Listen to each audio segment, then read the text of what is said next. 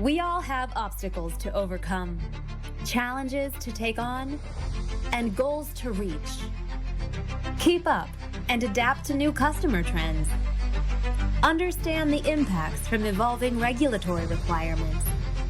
Continue to grow and maintain a competitive edge. Empower employees within the modernized workforce environment. Improve business processes to unlock efficiency and have the best-in-class business strategy to unlock value for all stakeholders. As we emerge from unprecedented times, we are greeted with the need to overcome even greater challenges. Have the right expertise at your fingertips to shine a light on the volatility and risks brought about from the changing economic landscape. Reach new heights. Strive for growth and a better tomorrow. It is what makes us who we are. It drives us and motivates us. Now is the time to rise to the challenge. Are you ready? Let's do this together for better. Welcome to the 2022 Global Financial Reporting and Valuation Conference. And now your hosts, Ryan Marin and Patrick Ryan.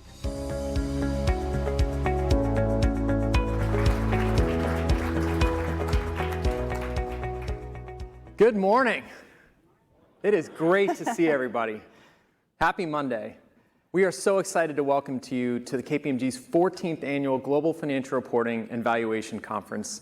And thanks to everybody around the world who's joining us virtually. We are so excited to come together with everybody and rise to the challenge. My name is Patrick Ryan, and I lead KPMG's Accounting Advisory Services team. We specialize in helping finance, accounting, and M&A professionals execute their most complex transactions and transformations. And I am so excited to be joined today with my good friend and co-host, Ryan Marin. Good morning. We're excited to be in the room with you, and welcome to everyone joining us virtually. My name is Ryan Marin, and I lead our valuation and modeling practice here at KPMG. And we specialize in valuing businesses and helping clients analyze assets, intangible, tangible, and all sorts of complex securities. So again, we're thrilled to be here in person, first time in 3 years. We've got 2 days of really rich content and a jam-packed agenda, 2 full mornings of content, and then a lot of opportunities for networking and socializing. We've covered some hot topics, so hopefully these are the things that keep you up at night that you are dealing with in your organizations, and they'll be really relevant to you.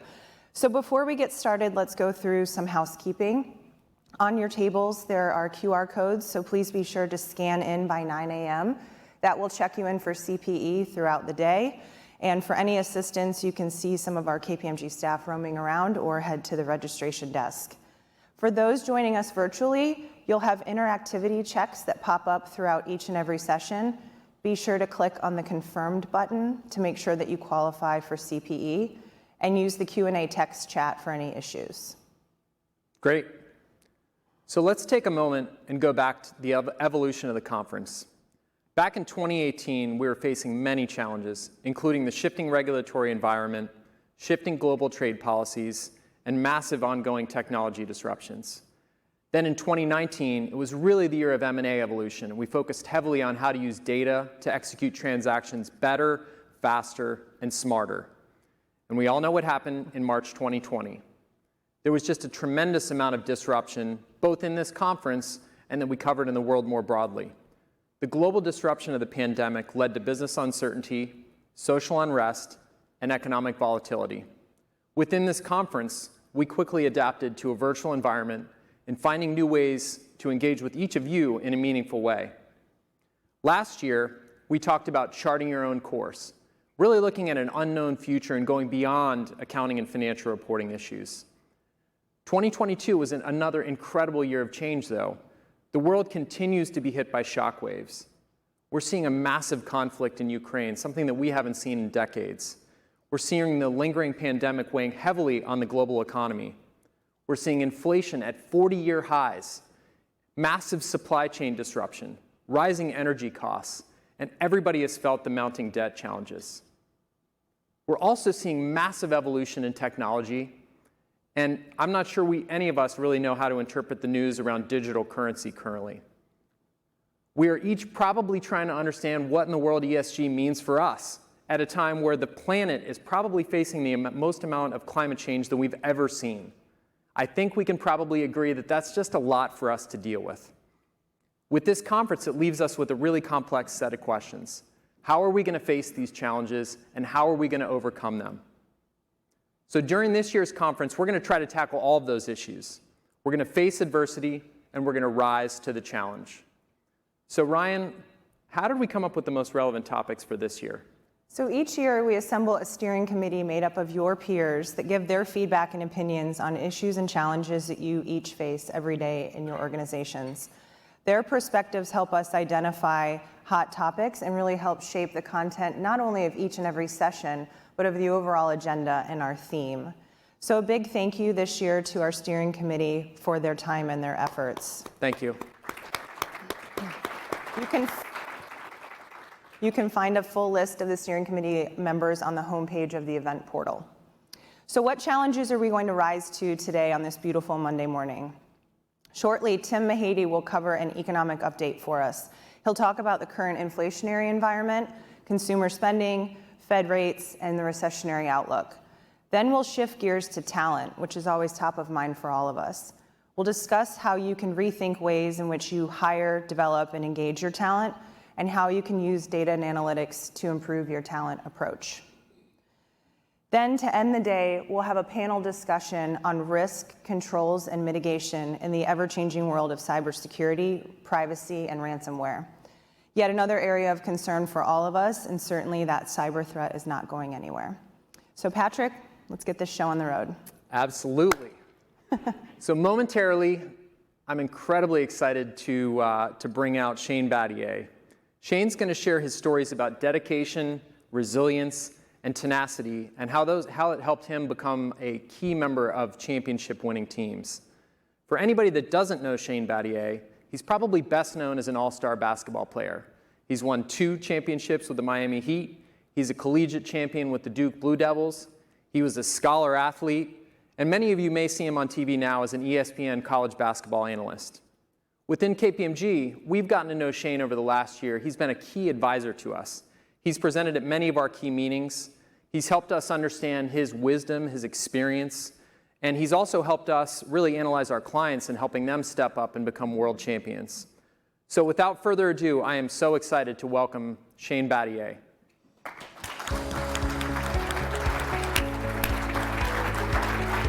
Patrick. Thank you. Ryan. Thank you. Let's go. Let's go. Look, I live in Miami. I know what goes on at Live on Sunday night. All right, so you ain't fooling nobody. All right. Now, I'm so excited to be here. Global Financial Reporting Valuation Conference 2022. Welcome back in person. All right, this place is very special to me. I'm a Miami resident, live 20 minutes down the road. This is where we celebrated the first NBA championship that I won, right? And I'll never forget that because we were at Club Live, you know, just down the hallway right there. And you always dream about, like, I can't wait to win a championship, I'm gonna, party. And it consisted of going to Live with all my teammates, and I was probably from, this far away from LeBron, and I would say, LeBron, can you believe that we won the championship? And he said, what? Can you believe that we won the championship? I can't hear you. It was so loud in there that we couldn't talk. So the culmination of our entire professional careers, and we couldn't even talk to each other. So instead, you just look cool like a champion does. And that was cool. So excited to be here today. I like to consider myself part of the KPMG family now. I've done presentations for them all over the world. It's a special firm. Culturally, it vibes with my philosophy on life and business. And I'm super excited to present to you today how we rise to the challenge. I don't know if you've been reading the papers at all, but there's some bad news out there. All right, we have, Dr. Doom. Tim is going to present after me, and so I promised that I would be the optimistic one to balance it out a little bit. But look, we all know, look, attracting, retaining talent, market volatility, identifying growth opportunities, supply chain disruption, labor and energy costs, the list goes on and on and on. And no doubt it's led to a lot of sleepless nights. Why? Why does it do that? Because as human beings, we are very poor in embracing uncertainty, right? You know, all my CAOs in here, my CFOs, we love just the hardness and the purity of numbers, right? We just want everything just to make sense. When we're talking about all these things, it's so nebulous. How do we measure it? How do we embrace it? Well, we have to understand when uncertainty enters the equation, what is the actual physical reaction inside of our bodies? It's stress. And stress occurs when something that's important to us is affected, right? And when we have a stressful episode, all right, hormones are released in our bloodstream. There's an actual physical reaction to this, right? And so cortisol, which is something that's a little misunderstood by most people, is released into the bloodstream. Now, a lot of cortisol is really bad for you, right? Prolonged exposure to cortisol is really, really bad, but it actually has some positive property. It dumps a bunch of sugar from your liver into your bloodstream and lets your body ready to, it prepares your body to get ready for a fight, right? Well, at the same time, you also release a hormone called DHEA. It's what's in fish oil. And DHEA acts as a neurosteroid. Just like testosterone preps the muscles, DHEA grows your mind. It allows you to focus on things that are most important. And it shuts down reproduction, and it shuts down digestion, and allows you to focus on what's the most important thing. Well, the interesting thing about these two hormones, as it relates to handling stress, there's a thing called the growth index. It's the ratio of cortisol to DHEA. And it explains why do some teams perform better when there's stress and there's chaos, and why do some teams and individuals crumble when there's stress and chaos, right? And it has to do with the ratio, the growth index of DHEA to cortisol. And so folks with a higher level of DHEA in their bloodstream when stress occurs, these are the people that are resilient, who seem to think clearly, who respond better, right? So this is an actual physical way to overcome stress and not only survive, but thrive when there's chaos. So how do we do that? How do we increase our growth index? How do we become better at handling uncertainty and stress? And in my mind, there's a little model that I've used my entire career, and it worked for me in hoops. I played 13 years in the NBA, won a couple NBA championships. I don't know if you noticed. But now as a consultant and a speaker and as a philanthropist, the model's the same. The model is the same on how I deal with stress and how I thrive when times are tough. And it involves mindset, teamwork, leadership, and data. All right? All four very, very different things, but all these things contribute into making you a leader and a company, organization that isn't afraid of disruption, isn't afraid of the chaos. We'll let our competition worry about that, right? Let's talk about mindset. What you think grows. What you put in your mind grows like a garden. And that sounds like fortune cookie wisdom, right? But there's actual science behind the power of the mind. Harvard did a big study over 10 years, thousands of people, and they asked them one simple question in a survey. They asked people, what are your views on aging? And wouldn't you know it, some people answered, I'm embracing getting older. I'm going to get wiser. I'm going to be a mentor. I have a lot of value to give to people. And wouldn't you know it, some people said, I'm going to be useless. My body's going to be broken down. All right? I fear getting older. Right? And they combed the death certificates for thousands of people over the next decade. And they found that on average, the people who had an optimistic view of aging, of what getting older meant, lived 7 years longer than those who had a pessimistic view of aging. Right? Well, what's that mean? People who had an optimistic view were more likely to work out, eat healthier, because they had something to live for. But it all begins with what you put in your mind. Right? What are you telling yourself when you look in the mirror? I grew up outside Detroit, Michigan, and I had the great pleasure of being mixed, tall, and poor. Right? I grew up outside Detroit, Michigan. We got any Michiganders here? Lions fans in here? Let's go, let's go, let's go. I grew up in Birmingham. All right, I was the only kid in Birmingham, Michigan with a black dad and a white mom. All right, I was a foot taller than everybody in my grade, okay? I was kind of a freak.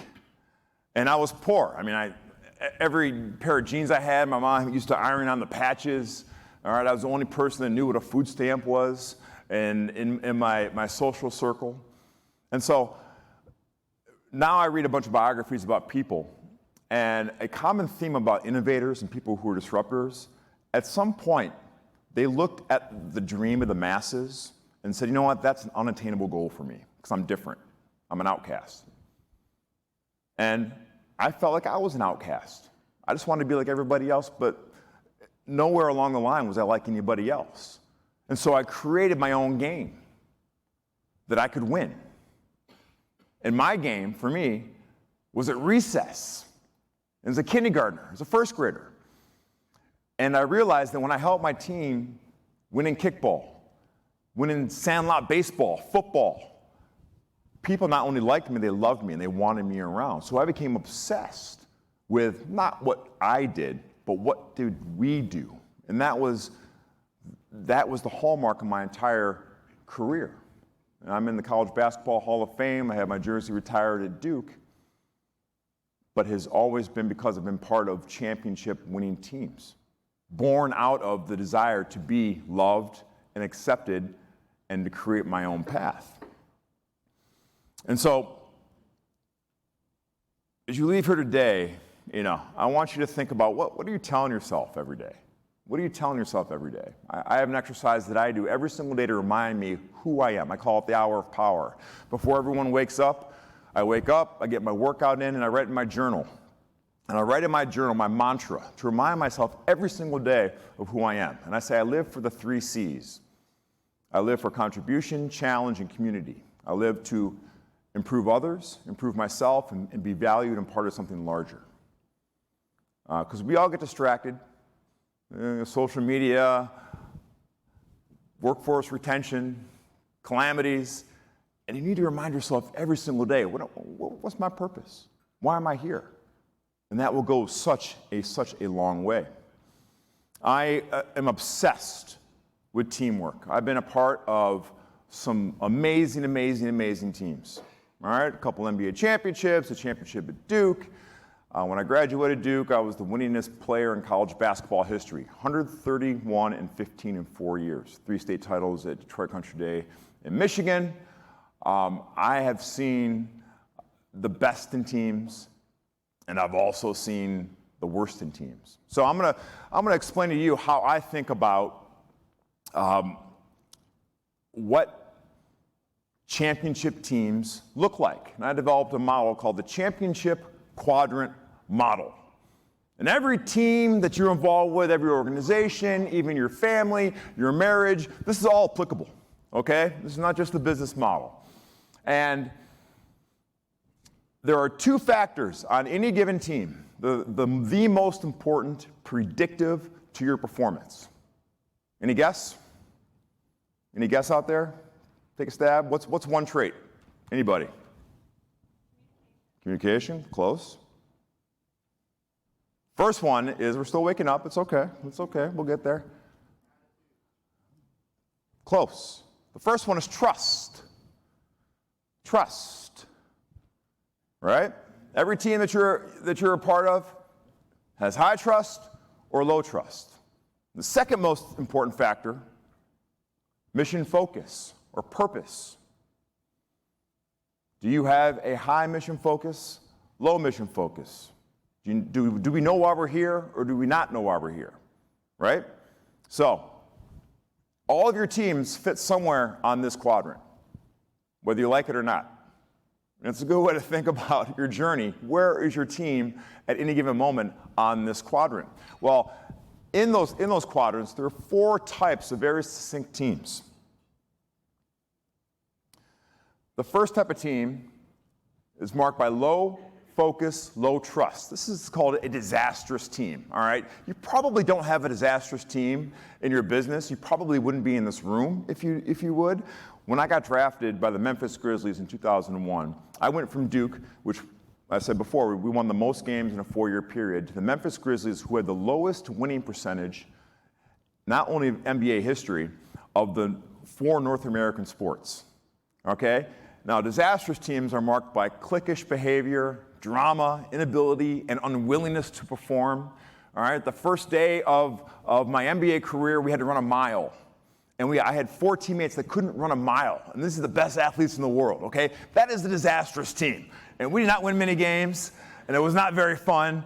But I'm glad I went through that process, and we talk about how we changed that culture a little bit later. The next type of team, a team that is marked by high trust but low focus. This is called a lagging team. Now, on paper, this isn't a bad deal. We all get along, there's no drama, we all like to go, have cocktails after work, we play on the company's soccer team, it's great. But a phenomenon that happens in lagging teams often is rate busting, in the bad sense. And so we all love Mary. Mary is a great accountant. She's a hoot at happy hour. She's our goalie on the soccer team. She's awesome. But Mary is not the best accountant in the world, right? But because we love Mary so much, we don't want her to get fired or get in trouble. So maybe we slow our production down just a little bit to protect Mary, right? And so that's great on the scale of human evolution and teamwork, but it's bad for productivity. It's bad for the overall mission of our organization, right? Which is to win. And so lagging teams are kind of a silent killer and will hold you back from reaching your full potential. The other type of team, other end of the spectrum, is marked by high focus but low trust. We call these brittle teams. And again, on paper, it's great. We have a bunch of absolute killers, all right, who only care about the bottom line and are there early, they stay late, but the problem is they don't trust each other. And when stress is involved in the equation, guess what happens? It all falls apart. So all of a sudden, everyone says, I got it, I'm gonna solve it, I got it, I don't need anyone's help. Collaboration stops, communication stops, and we all know what happens when those two things cease to happen. Organization crumbles. So, the area in which I'm sure everybody here lives is the upper quadrant of coherent teams, gelled teams, all right? Marked by high mission focus, high trust. And you know you are living in this quadrant because you have a team that has shared accountability. You're able to accept the outcome, good, bad, and different, because we came up with this together. There's a shared resilience. Coherent teams, gelled teams actually get better when there's adversity. They don't crumble. They don't run from it. There's a shared cognition. You just know what your teammate needs. Sometimes that's positive feedback, sometimes that's negative feedback, but it's feedback and it's not taken personally because it's said with the mission of improving our overall agenda. There's a shared identity, a shared eliteness, right? We talk about workforce retention. And I talked to a lot of groups about how do I deal with Generation X, Generation Z, all right? Look, our young people, they're no different than you and I. They want two things. They want to be heard, they want to be valued, and they want to be part of something larger than themselves. Now, they may not want to come in to work on Monday or Fridays and work from home. I get that. I get it. I don't want to go to work on Fridays. But it is our job as leaders to create a coherent team that make people want to be a part of it. And something about coherent teams, gelled teams, there is a sense of incredulousness that if you leave, you're crazy. Well, who has it better than us? Nobody. Right? And so, as we build teams, as we think about talent, think about retaining talent, especially young talent, this is where we want to live. This is where we want to live, to create an environment where, yeah, of course I want to come and collaborate. I want to connect, right? Because as humans, we all crave it.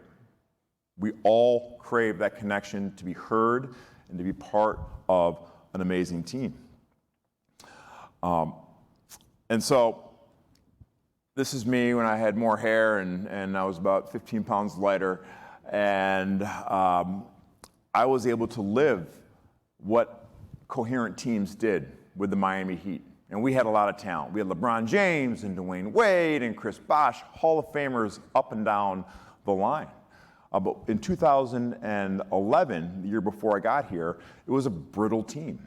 On paper, amazing. LeBron James, Dwayne Wade, Chris Bosh. It was the first year of the big three. That's when LeBron was saying not one championship, not two, not three, 7 championships. On paper, it was like, yeah, of course, they should win championship. What happened that year?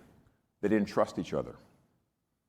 And when they got to the NBA Finals against the Dallas Mavericks, they played a team that was coherent, that believed in each other, that trusted each other. And that team, even though way less talented, beat the Miami Heat, which is part of the reason why, as a free agent, I came to Miami in 2012. And the lessons that team learned of having high mission focus but low trust was the difference. The next year, we win the championship. We learned to trust each other.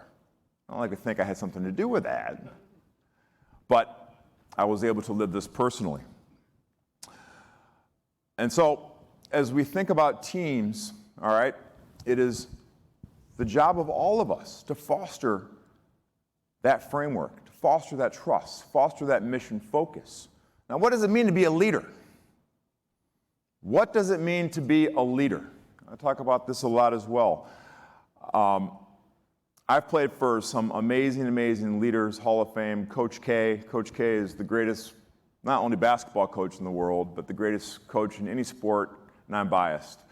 And played for Hall of Fame coaches like Rick Adelman, Eric Spoelstra, Coach Keener from Detroit Country Day. And I've seen firsthand the power and really the principles of what makes an amazing, great leader. And my friend Bob Quinn, University of Michigan, famous business consultant, distilled the principles of leadership into 4 main components. A great leader creates a model without ego. In other words, a great leader lives an authentic, selfless life. All right? Now, your people, and people in general, may not have the answers. They may not know the direction to go. But guess what? People are very, very good at sniffing out frauds, right? And say, no, I knew it. I knew it. She's not authentic. I knew it. I knew it. The best leaders lead authentically, and they speak the same way when they're off CNBC as when they're on it. And people understand that, and they appreciate it. Great leaders administers to the team's needs. In other words, great leaders spend an inordinate amount of energy thinking about individualized consideration. Again, people want to be valued and want to be heard. All right? And the only way you as a leader know what to say to your team, to your people, as if you think about them constantly. And it's exhausting.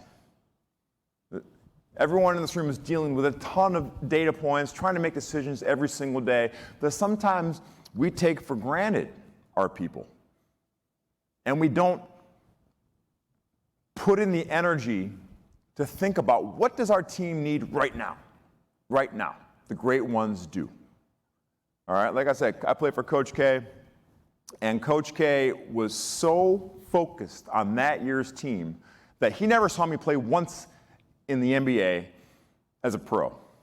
Even in the NBA Finals, he never saw. All the players that have come through Duke, and he produced a lot of pros, I mean, well over 50, 60 pros, we all knew never call Coach K during the basketball season, because all he's going to talk about is his team. He was so focused on his people and what they needed, not only the support staff, the assistant coaches, the team, the walk-ons, everybody obsessed with his people, and it's exhausting. But the great ones put the time in, invest that time into thinking about their people. Great leaders are able to connect people to a future that they don't know. Great leaders are able to provide inspirational motivation, right? And are able to articulate a future that they don't know, but is best for the company and maybe for them. Very difficult. Very, very difficult. But again, it goes back to individual consideration. You only know how to connect people to a future if you know who they are. When I was in college in 1999, we had lost the national championship game to the University of Connecticut. And it was the first time ever that Duke had lost players to the NBA draft, early entrants. And so Elton Brandon went 1, William Avery went 14, Trajan Langdon, Corey Maggette. So all that was left at Duke University were a bunch of incoming freshmen who were pretty good, Jason Williams, Carlos Boozer, Mike Donlevy, pros, and 3 holdovers, Chris Carrawell, Nate James, and Shane Battier. And people came out of the woodwork and said, Battier? Battier is going to replace Elton Brand? Battier? And so I think Coach K understood that maybe even I had some apprehension about, can I be the guy at Duke? And so I was at an internship in Chicago that summer at a public relations firm, and Coach K called me one day. And he said, hey, Shane, how you doing? I'm doing well. I got a question for you. Did you wake up this morning and think about being the ACC Player of the Year and helping us win the ACC division next year again? And I sort of laughed. I said, Coach, click. He hung up on me. Calls back about the same time next day and says, hey, Shane, I'm sorry about that, but I have a very serious question for you. Did you go to work today saying to yourself, I'm going to be the National Player of the Year, I'm going to get us back to the Final Four? I sort of laughed. I said, well, Coach, click. Hung up on me again. So finally wised up the third day he called back, and he said, Shane, really sorry about that, but I have a serious question. Did you envision yourself this morning as the National Player of the Year, leading us back to the Final Four and cutting down the nets and winning the championship? I said, Coach, absolutely, I'm your guy, you can count on me. And he said, look, son, we can't be that team until you are that guy. And you can't be that guy until you believe you're that guy. And I had never, ever had anyone talk to me like that, with a belief that, I can see that future for myself. And when you know it, we win the ACC that year. The next year, we go to the Final Four as National Player of the Year, and we cut down the nets. And it all started from a time of insecurity and anxiety, but believing, putting positive thoughts, putting a vision in my head from my leader who connected me to a future that I didn't know could exist. And the last part of being a transformational leader, great leaders insist that team members think for themselves. and this is often the hardest for leaders to get across. Are you insistent that your people think for themselves? We can have the greatest plan in the world, right? But it's not my plan, it's our plan, right? Can you give people the intellectual stimulation and the confidence to go out and make decisions, maybe make mistakes, be able to own that mistake, right? You talk about engaging the workforce. This is the most important right here.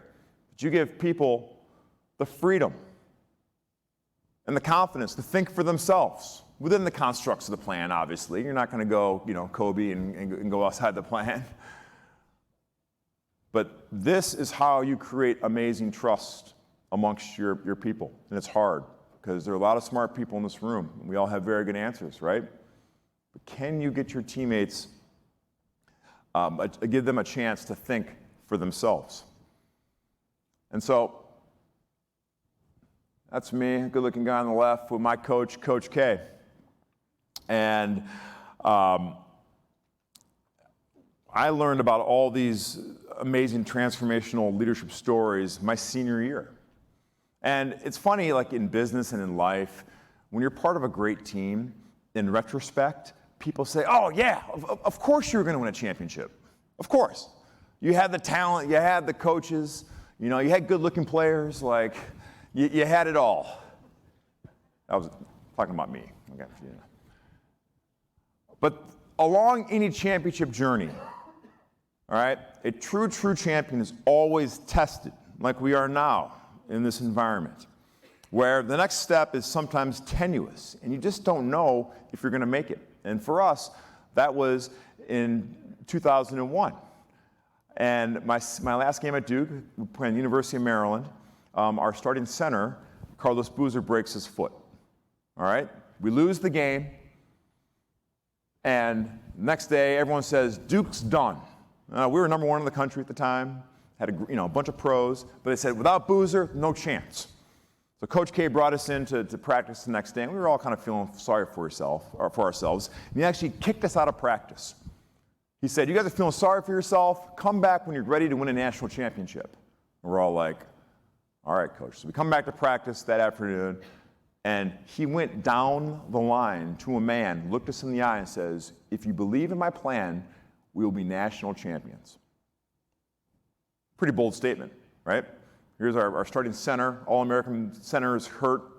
He said, if you believe in my plan, we will be national champions. And so I get goosebumps now thinking about it. And so we had to say, yes, Coach, we believe. And then Coach K, again, connected us to a future that we were not familiar with, that we didn't know. And we evolved into this three-point shooting, fast-breaking, pressing team and used our speed because we were small now, and we overwhelmed people.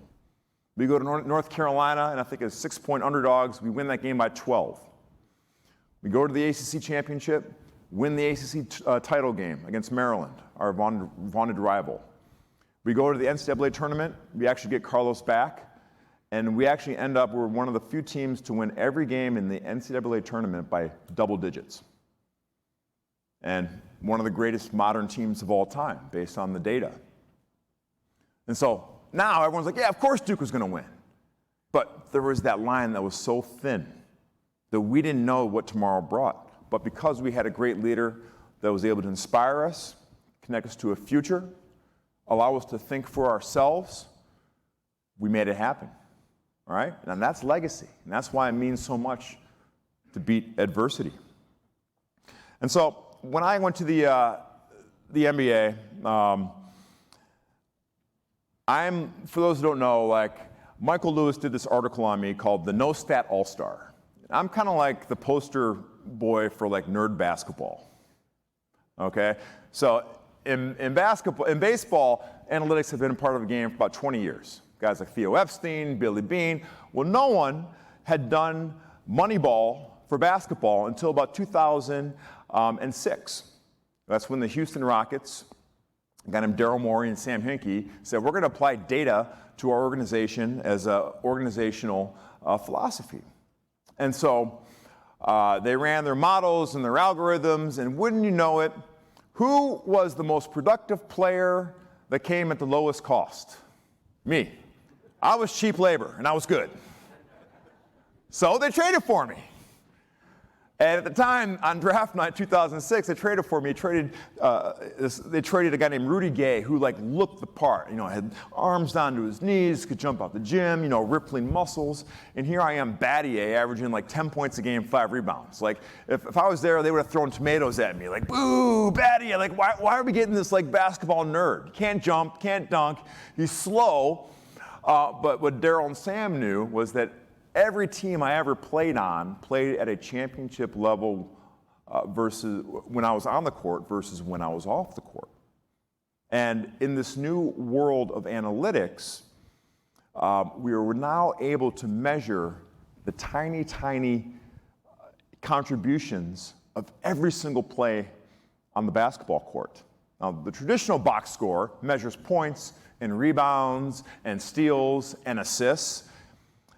Is that the best way to describe what happens on a basketball court? Not necessarily. It's the easiest way to describe how a basketball game transpires, right? And so it's funny, most tradition, not most, but before analytics, most metrics of note are the easiest to measure, not necessarily the best.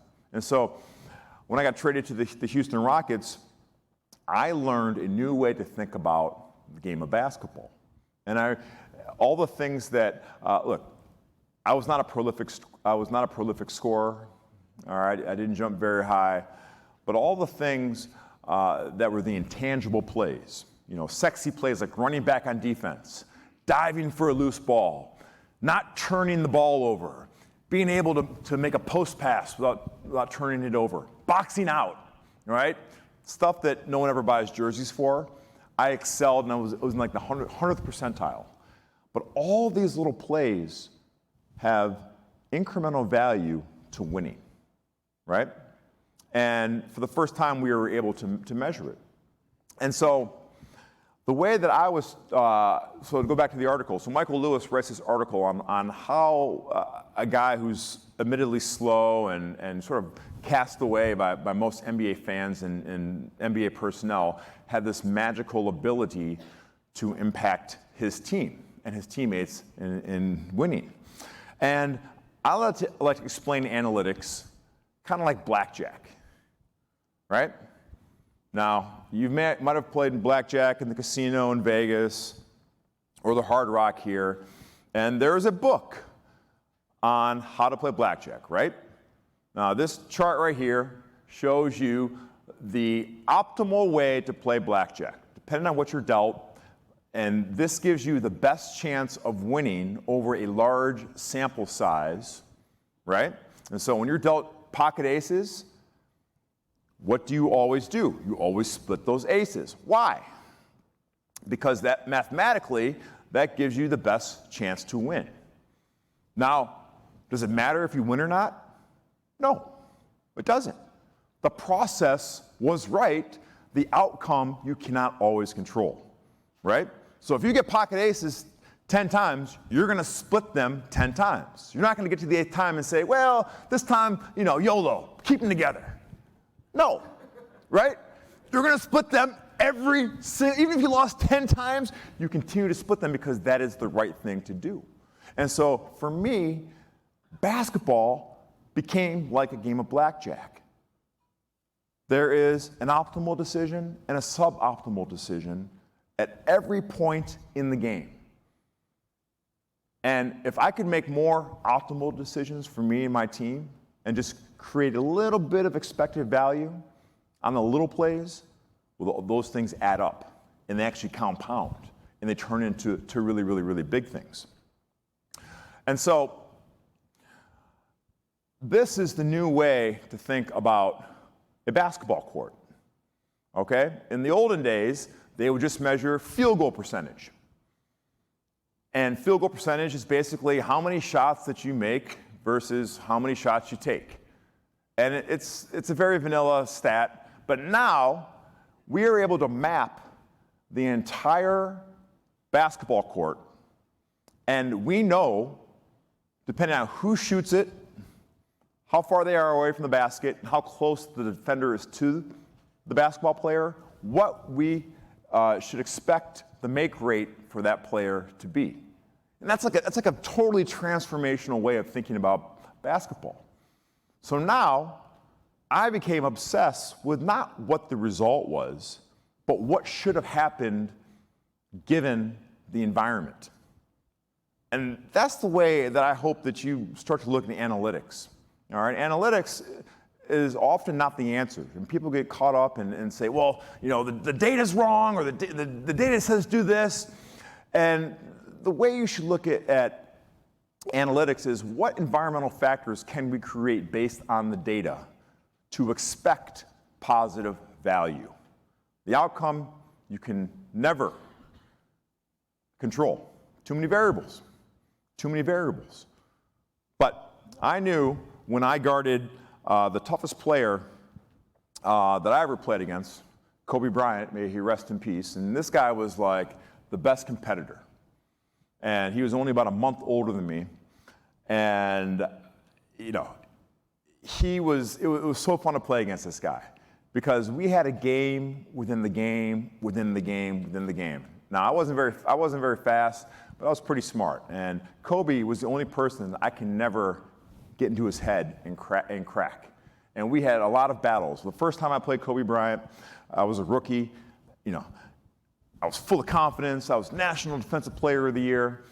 And I played Kobe, and I learned what Kobe Island is. Now, Kobe Island is when you're guarding Kobe Bryant, and you turn around, and there's no one there to help you, and you're on an island. And it's a lonely place. In fact, the first time we played, he scored 56 points on me in 3 quarters. They were beating us so bad that he didn't play in the 4th quarter, thankfully. And so I said, I got to figure out this cat. I got to figure out a way to beat this guy. And so in the age of analytics, this is the actual scouting report that I got on Kobe Bryant. So before, a traditional scouting report would say, hey, Kobe Bryant's got a great right hand, capable jump shooter, can make a three-pointer. I knew the what, I didn't know the how, okay? In this new world of analytics, I knew that when Kobe Bryant went to his left hand, it was only a 42% shot, and when he went to his right hand, it was a 62% shot. Now, you don't need to be a math major to know if I'm guarding Kobe Bryant, I want him to do the 42% thing every single time versus letting him get to the right hand, which is a 62% time, right? It's the same thing as splitting the aces. Now, whether Kobe made the shot going to his left hand didn't matter. I didn't care. The environmental factors in which Kobe went to his left hand was all I cared about. So I became so infatuated with the process, and I detached myself very coldly from the results, which is very, very hard. Look, we all live in a bottom line business, right? Judged by the P&L. Yeah, we are judged by our results. But the great companies, the great leaders, the great people are able to separate the two and take ownership. You know what? The process was right. The process was right. It just didn't work out this time. But if you continue to have correct process, you will win over the long run. And so I'm known for the guy who used to stick my hand in people's face. Okay, that's like my claim to fame in the NBA. And a funny story about this with Kobe. Obviously it's hard to see the basket with the hand in the face. But people misconstrue why I used to do that. Now, in any given basketball situation, the worst shot is a shot that's off the dribble, from about 10 feet away. Okay, statistically, it's the hardest shot in the game of basketball. It's only about a 42% shot, which is not great. But I also knew that Kobe had such a huge ego that he would never admit that this sort of defense would affect him, right? And so I knew he would go out of his way to prove that the hand in the face defense wouldn't work against him. Well, what is the only way to prove to me that the hand-in-the-face defense doesn't work? By taking, statistically, his worst shot, the dribble jump shot. So that was the game within the game within the game. So I was more than happy to have Kobe try to prove me wrong that this sort of defense didn't work by taking his statistically worst shot, okay? And so he never admitted that this worked, but if they say imitation is the sincerest form of flattery,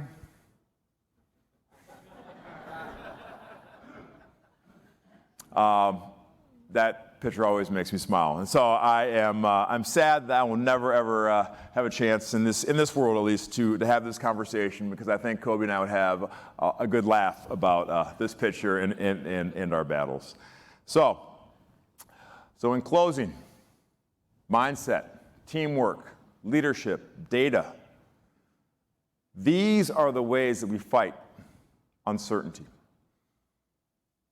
This gives not only you confidence in this bizarre, crazy world, but it gives your team confidence. It gives your family confidence. It gives your community confidence, right?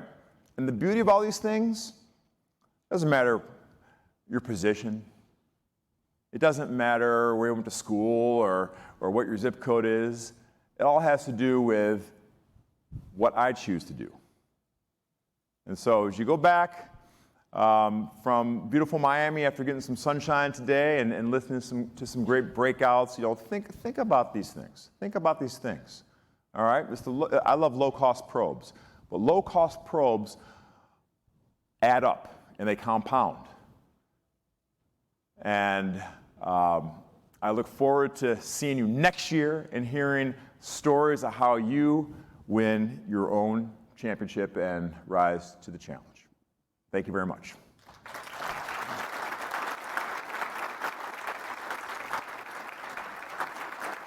I'd like to welcome up Patrick and Ryan. We're going to have a little question and answer session now, so if you have any questions, I'm happy to answer anything. Want to sit in the middle? Sure. Awesome. What do you guys think? Pretty inspiring way to start off Monday morning, especially if anybody was out at Live late last night. So we're going to have mics going around the room. For anybody who's joining us virtually, feel free to drop a question into the Q&A. We're monitoring that. But Shane, maybe I'll go ahead and get us started. I can only reflect that you saw a tremendous amount of change during your career. You talked a lot about the heat. I can only imagine that required a lot of personal growth to change the role that you had in the team, to adapt to changing physical traits and changing mental traits. I mean, how did that transformation go? How were you able to push through that? I'm a huge believer in mindset. And my biggest advantage is I always had a growth mindset. I never assumed that I had the answers. I never assumed I was good enough. I was actually scared that, even up from the last day of my career, that they're going to find out that I'm not that good and I shouldn't be in the NBA. And so, with a growth mindset, with always doubting whether you're good enough, had the answers, I was voracious about my preparation, and I was voracious about information. What can I learn? What can I learn? Who can I learn from? And even if it's just something to make me, 10 basis points better, it's worth it. It's worth the investment. In organizations, there's two types of organizations. There's knowing organizations. There's some really good examples of knowing organizations, companies like Blockbuster and RIM and Kodak. They had the answers. No, this is the way. This is the way. I don't care what you say. This is the way. And other companies are known as learning organizations. What can I learn? How are we being disrupted? What can I learn? What do I need to know about this industry, this landscape, that make us a little bit better? And as leaders, it's imperative that you keep an open mind about the data, about the changing landscape, and never assume that you're 100% correct. Huge weapon. I think just reflecting on that, we look at world championship athletes and think that there are a lot of inherent gifts that you've been given. But what you just said is the same thing I've heard from many of our partners here and from many of our clients, that they're hungry, they're maybe fearful of their job or fearful that they're not valued enough. So that's really refreshing to hear. Yeah, I wouldn't be here without that. Great. So let's open it up for questions if anybody's got any in the audience. Yep, Brianna. You mentioned when you came to the Heat that there was not the form of trust with the existing players, and then you came on. Can you talk a little bit about why that wasn't around, and then what you did and how that was facilitated? Yeah. If you've never been on a team where you really need to trust somebody, you just don't have the answers, right? And I think LeBron and Dwayne Wade and Chris, they learned a ton because there was obvious public humiliation and embarrassment, that they were exposed as people who maybe wanted to do everything by themselves. I think Pat Riley, Eric Spoelstra looked at themselves and said, how do we engender trust amongst each other? And so when I came in the next year, I found a team that was humble, that was willing to listen, leadership that spent much more time in building trust and communication, right? We would have sessions where we didn't pick up a basketball. We just talked to each other about roles and responsibilities, about who we were as a team, all right? So as much as it was about basketball, we knew that it was about people, all right? And then it's just going through the fires. You have to be tested, and your resolve has to be tested. Look, we were down, I'll never forget this. Again, the line between championship and losing is so thin. We're down to the Boston Celtics, Game 6, down 3-2 in the Eastern Conference Finals. We know if we lose this game, everyone has new addresses next year, all right? The Big Three experiment's gonna fail, we're done, right? And it was as stressful a time in Miami that I had, and so, because consequences were so great. But we didn't panic. We said, look, we don't need to be anybody but ourselves, but we have to be the best version of ourselves, right? And that is only born of going through the entire preseason, regular season, winning great games, losing tough games, to look each other in the eye when it matters the most and say, you know what, I trust you, do your job, I'm gonna do my job. We win that game, go back home to Miami, win Game 7, go on to win our first championship, party at Live, I can't hear what LeBron says, and the rest is history, right? But it was that moment of true gut check.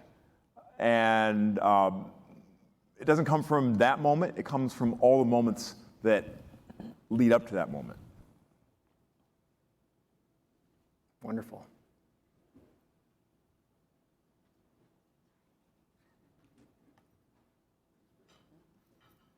Shane, thanks very much for that.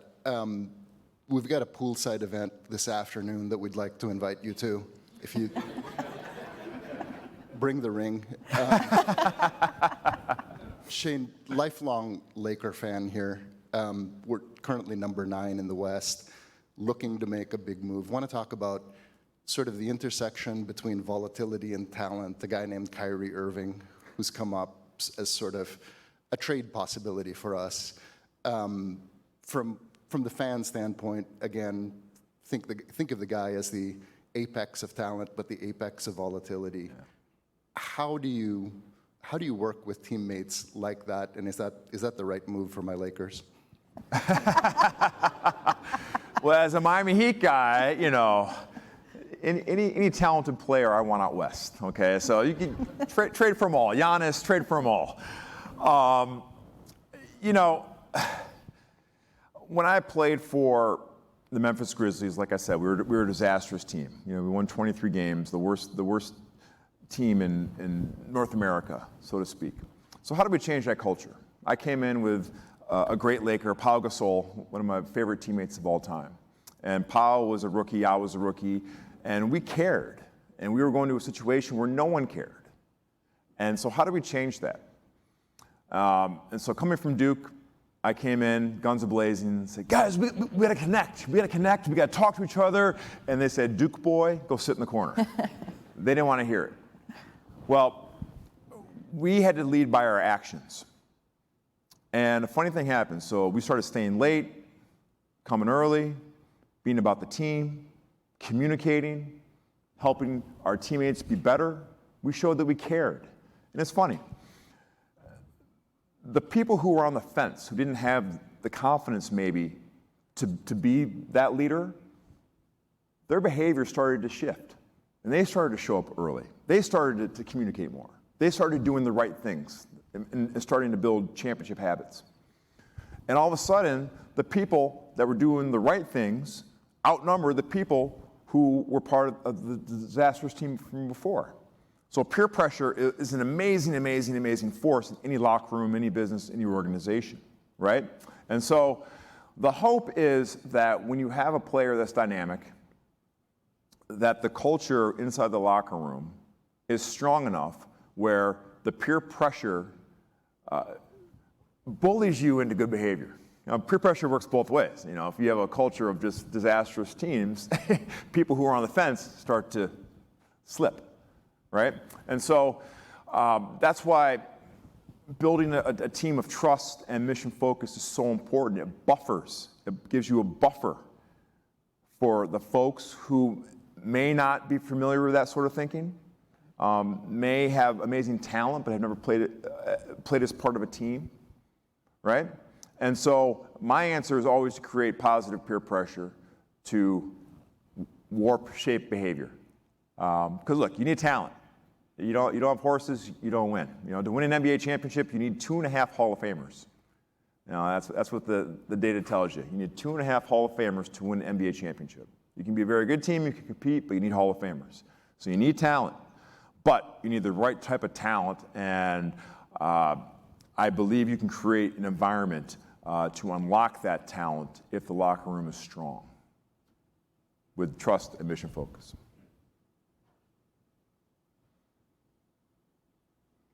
Other questions?